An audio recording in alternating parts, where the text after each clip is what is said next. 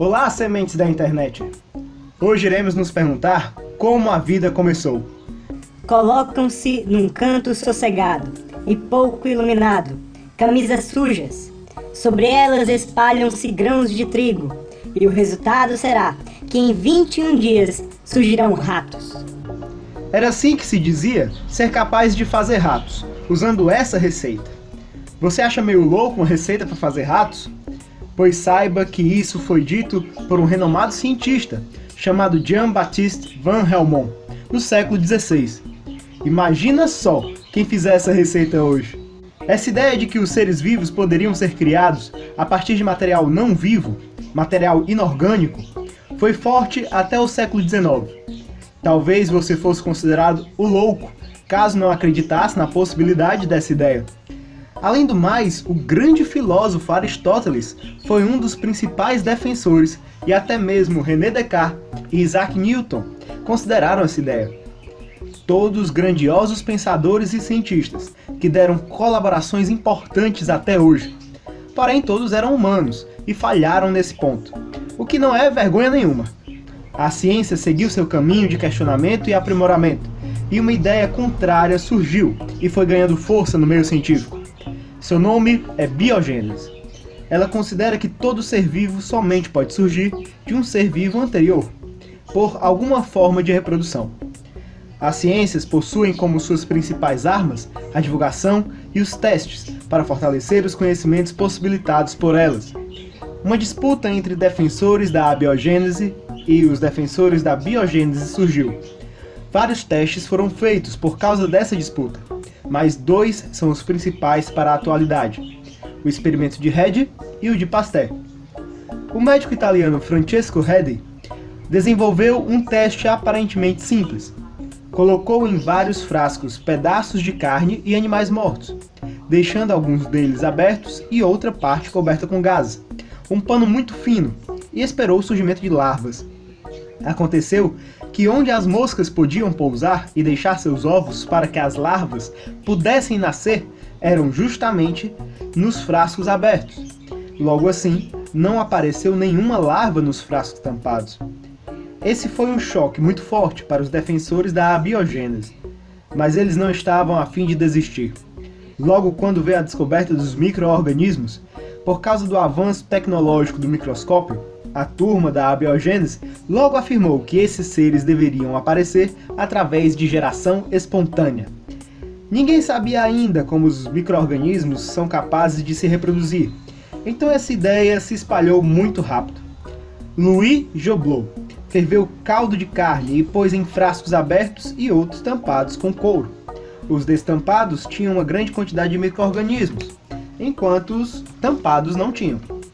John Needham também ferveu caldo de carne, por volta de 30 minutos, e tampou os frascos com rolhas de cortiça. Com o passar do tempo, todos tinham vários micro-organismos. Um padre chamado Lázaro Spallanzani modificou o experimento de Needham, fechando parte dos seus frascos com rolhas de cortiça e a outra parte derretendo o gargalo. Os micro-organismos somente apareceram nos frascos fechados com rolhas de cortiça. A resposta de Needham foi de que Spallanzani teria destruído a força vital, capaz de fazer gerar vida, quando passou muito mais tempo fervendo o caldo. Mesmo após Spallanzani quebrar o gargalo derretido dos outros frascos, deixando os micro-organismos entrarem, Needham disse que foi devido à força vital ter voltado para o caldo através do ar. O experimento definitivo para essa disputa somente viria com Louis Pasteur. A diferença estava no frasco que ele usou, os quais ele derreteu o gargalo sem fechar como Spallanzani, mas para deixar curvo, como um pescoço de cisne. Então ferveu o caldo nutritivo dentro dos frascos, deixando um pouco de água nas paredes do gargalo, sem nunca impedir a passagem de ar do lado de fora. Aconteceu que as partículas e micro-organismos do lado externo grudavam na parede do gargalo dos frascos, e nenhum deles teve o caldo contaminado até o momento em que o próprio Pasteur quebrou e permitiu a entrada deles. Após esse experimento, estava derrubada a ideia da biogênese. Mas espera um pouco. Agora temos um problema. Se toda vida só pode surgir de uma vida anterior, de onde surgiu o primeiro ser vivo. Uma nova disputa então surgiu, dentro da ciência e fora dela, atrás de descobrir como a vida começou. Apesar da importante popularidade de diferentes histórias sobre como a vida foi criada na Terra, duas são as principais linhas de pesquisa existentes com base em conhecimentos científicos. São elas a teoria da evolução química e a da panspermia.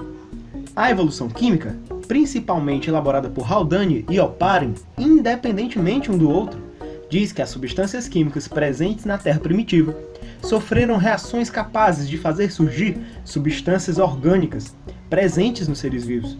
Tais substâncias se uniram e se coordenaram de modo a formar o primeiro ser vivo.